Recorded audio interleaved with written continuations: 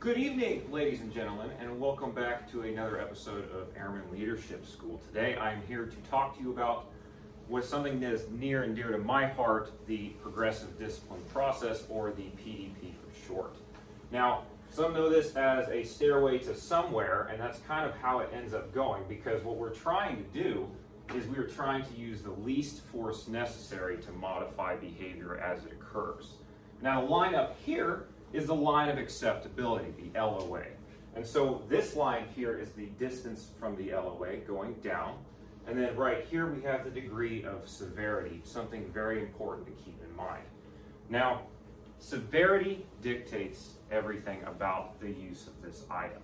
So at the very top of the stairway, we have a very light motion in order to try and correct behavior as it occurs. So it's trainee scratch and sniff, or airman scratch and sniff, shows up a little bit late one day, and it could be, I don't know, maybe 10 minutes late. It's the first time this has happened. It's not an often occurrence. So maybe we need to have a discussion with this individual. So ma'am, would you tell me what the first step is? Would the first step be verbal counseling? Of verbal counseling, absolutely.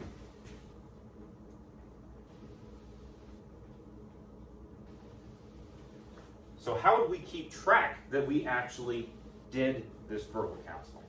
Well, I guess we want to document it somewhere, and if we're going to document it, I think the best way to do that would be on an MFR, or a memorandum for record. There you go. That's using your noggin right there. MFR, okay? So why do we want to document all these forms of corrective actions that we take? Well, my guess best would be to keep a paper trail. That way, if we move further on the degree of severity, or if the issue keeps occurring, we have documentation saying we corrected you on this date for this reason, this date for this reason, so on and so forth, as a backup. Absolutely. So it is based on severity. However, it is very important for both us as well as our subordinates to know that we are keeping track, as well as for ourselves. All right, if we're trying to go straight to a particular punishment, we have no evidence that we've been working with this individual. We have been trying to supervise, trying to communicate, then this could seem rather negligent in the eyes of leadership. So let's say we've been doing all we can, all right, what's the next step though? Well, I guess after verbal counseling, we'd have to document that a little bit in a more formal way. So probably a letter of counseling, or a written counseling. Letter of counseling.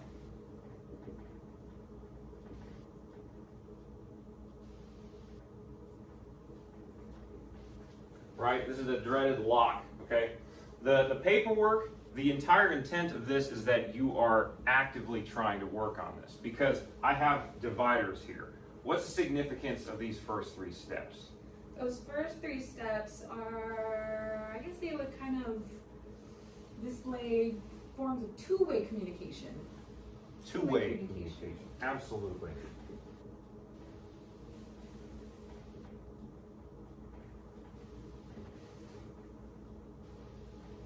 Two-way communication, meaning we are having a sit-down, we are chatting about what is expected of you, what standard was breached. We are trying to work through the problem actively with the member. We're not just throwing this at them saying, wish you didn't do that, homie. Okay, it's never really that effective in that matter. Now we have one more step in the two-way communication section. What do you think that is, ma'am? Sheesh, Sergeant Allen. Just from experience, I know a lot of people tend to go straight to the LOR, or a verbal reprimand. Would that be right? No, ma'am, not quite. Not there yet. What would it be? It's kind of it's every other step. If we keep it in that fashion, what type of counseling or paperwork do you think we might need to use in this situation? Well, verbal. Okay. MFR. Some kind of verbal? Yeah, some MFR? kind of verbal something. Okay.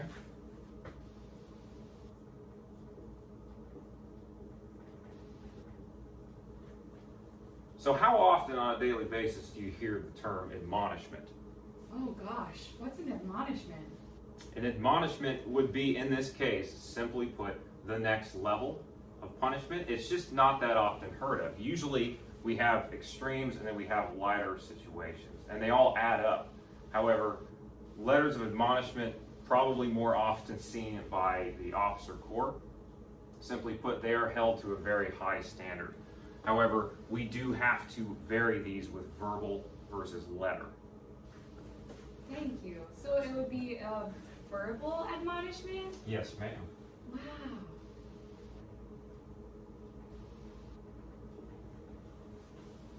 Okay, so the problem that we're getting into here is that we have already taken as many measures as possible to try and correct behavior.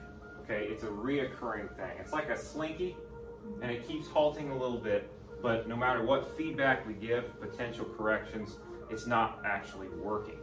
So now we're going to get into the next category. What do you think that is, ma'am? My best guess, if we're following that pattern, it'd be a letter of admonishment. A letter of admonishment.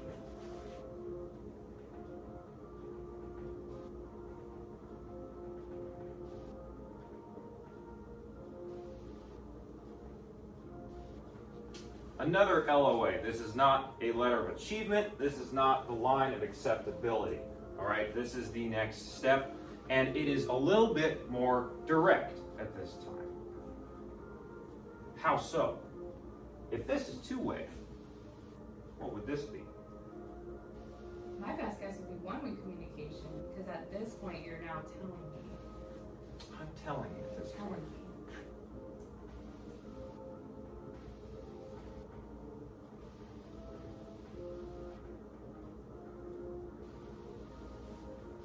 Why does it have to become so direct? I guess it would depend on the degree of severity based off of the situation and what happened, how bad it was, or you've gone so far down the steps to the point where you've tried the two-way communication and it hasn't worked, so it's going to turn into a direct conversation. Is that right? Absolutely. It can be a dark conversation. Does that mean that we stop trying to help the member correct their behavior? Absolutely not. Absolutely not. Okay? That is not the intent of this, because as NCOs we do not have the right to punish. All right? That is not in our vocabulary. Now, unfortunately, the LOA did not do the trick. Okay? The slinky keeps rolling. What's our next position? A verbal reprimand. A verbal reprimand.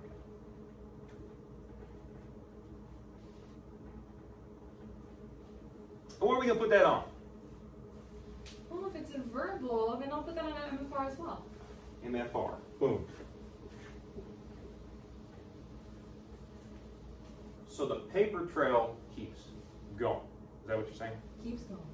So what if you just want to like go into the room and like I'm verbally admonishing you and then you leave? Does that count? I don't think it would count because there's no evidence that it actually happened. The airman could challenge it. No evidence at all. The airman could challenge it. That's actually a very good point that we need to hit. So for the last step, before we do that, what's the last thing in our power as NCOs and supervisors? That would have to be a letter of reprimand. Big old LOR. LOR.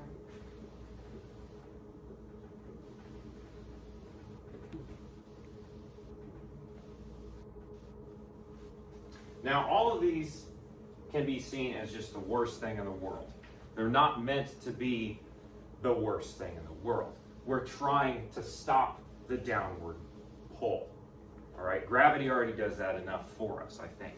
So if we consider all these different things, all these different writings that we're getting, do we just want the subordinate to just take it and be like, well, it's mine now?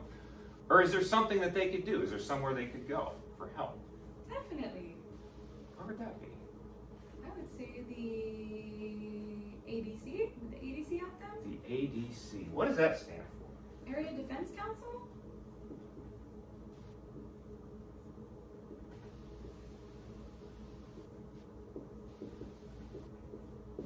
ADC. And does the installation of Travis Air Force Base have one of those? I believe we do.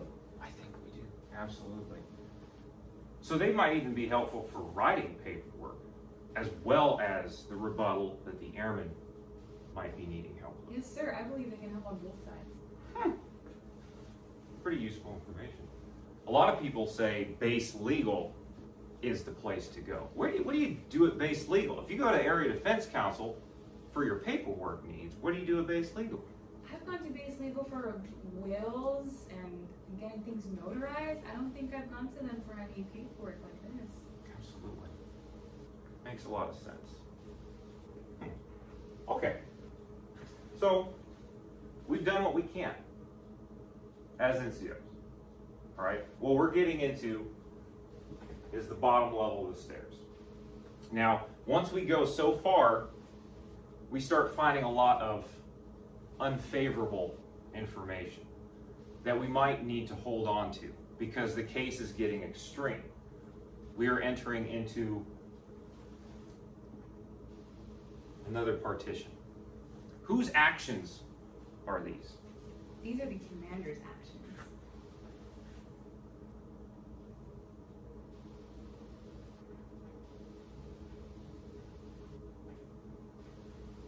Now, this first step, I said something about unfavorable information. What is that exactly? What's this next step? That next step would be creating an unfavorable information file on that member.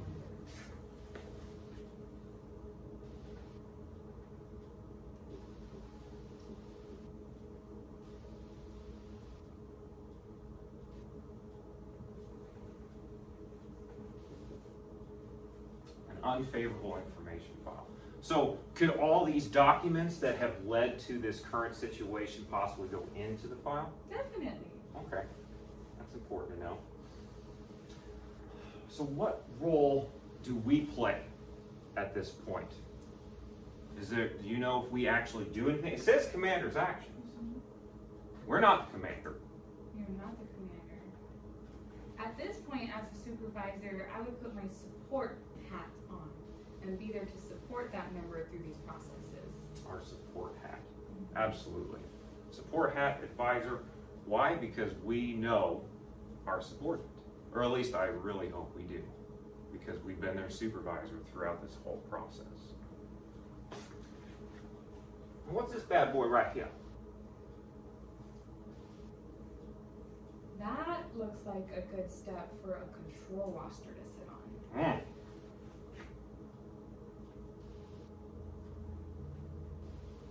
What are they controlling? The member and what the member can do. And what the member can do. Different privileges that they have that are now taken away. Right. So privileges. So, like, does that mean I can't go, like, potentially can't go TDY? Potentially, yes, sir. Does that mean I might not be able to go on that deployment? Potentially, yes, sir. What about my PCS? Potentially, you might not be PCSing anywhere. How did I let it get this far? It's a rough one. Control roster, control movement. Restricted movement at this point. Now, our favorite term, I think the favorite term of the day is discipline, right? Y'all need some discipline, okay? That's okay, because that's how we look at it. What is meant by discipline versus punishment? There's a disparity, okay? We have preventive discipline. We've been trying to prevent things, i.e., here's your safety briefing. And then corrective discipline usually happens after the fact. Punishment and discipline are different. And then there's another P word. It's kind of like punishment for this last section. All right, and these would be considered the punitive actions.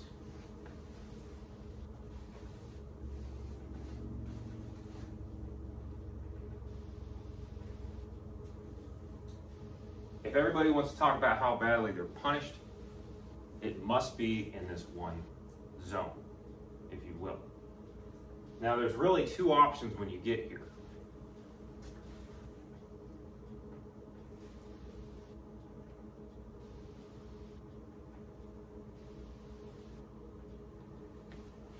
There's the Article 15 that we all hear about quite a bit, and then there is the court-martial. Now, to my understanding, you can refute the Article 15, go for a court-martial instead. But just like how the ADC, the Aerial Defense Council, is there for us, the base legal office is also there for our commander.